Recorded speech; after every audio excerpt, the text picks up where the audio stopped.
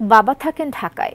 বহুদিন পর তাকে কাছে পেয়ে নাছোড়বান্দা দুই শিশু বাবার সাথেই মাকে নিয়ে বাড়ি থেকে বের হয় তারা।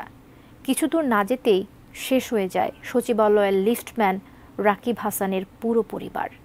গিয়াসউদ্দিন মামুনের ক্যামেরায় একে আজাদের রিপোর্ট।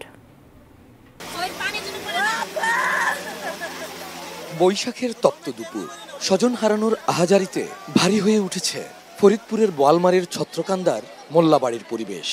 যে ঘরের দাওয়ায় বসে তাদের বিলাপ, সেই ঘরে ছিল বাবা মা, ভাই ভাবি ও তাদের শিশুদের নিয়ে এক যৌথ পরিবারের অটুট বন্ধন। সড়ক দুর্ঘটনায় চিরতরে হারিয়ে গেল এ পরিবারের 4 সদস্য।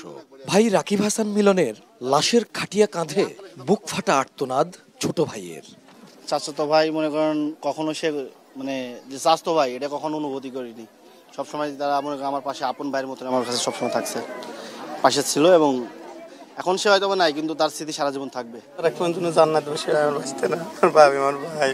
রাকিব হাসান ছাড়াও তার স্ত্রী শামীমা আক্তার সুমি, সন্তান আলভি রোহান, 3 বছরের শিশু আবু সিনান সহ শেষ হয়ে যায় পুরো পরিবার। প্রিয়জন হারানোর বোবা কান্নায় চোখের জল শুকিয়ে গেছে রাকিব হাসানের বাবার। মেয়েকে এ বাড়িতে বিয়ে দিয়ে নির্ভর ছিলেন শামীমা আক্তার সুমির বাবা। মেয়ে আর আদরের 2 নাতিকে হারিয়ে তিনিও যে বাকরুদ্ধ। ছুটি শেষে অফিস করে আসছে, এরপরে আবার আসছে এরপর একটা কাজে। ওই মাকেও ডাক্তার দেখানোর উদ্দেশ্য ছিল। আর বাস্তি যারা তো ছোট ছোট, ওরা আবদার করছে, ওরা বাপ ছাড়া থাকতে চায় না, এই জন্য ওরাও সাথে গেছে। শতকরা 50 জনেরও লাইসেন্স ছাড়া, এরা লাইসেন্স ছাড়াই গাড়ি চালায়। তবে আপনাদের কাছে অনুরোধ, আপনার মিডিয়াকে কি করেন যাতে প্রশিক্ষণ ছাড়া কোনো চালক গাড়িতে না উঠতে পারে। স্বজনরা জানান, প্রতিবেশী দরিদ্রদের ত্রাণের টিন পাওয়ায় সহযোগিতা করতে ভাড়া পিকআপে ফরিদপুর জেলা প্রশাসনের উদ্দেশ্যে রওনা দিয়েছিলেন রাকিব হাসান। সাথে বৃদ্ধা মাকে ডাক্তার দেখানো আর সন্তানদের বায়না রক্ষায় তাদেরও নিয়ে যান। কিছু দূর না যেতেই তাদের পিকআপের সঙ্গে মাগুরাগামী একটি বাসের মুখোমুখি সংঘর্ষে প্রাণ হারায় ওই পরিবারের 4 সদস্য।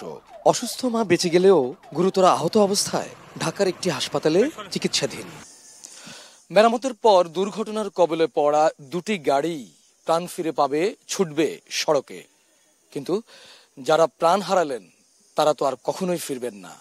কবে থামবে সড়কে মৃত্যুর মিছিল?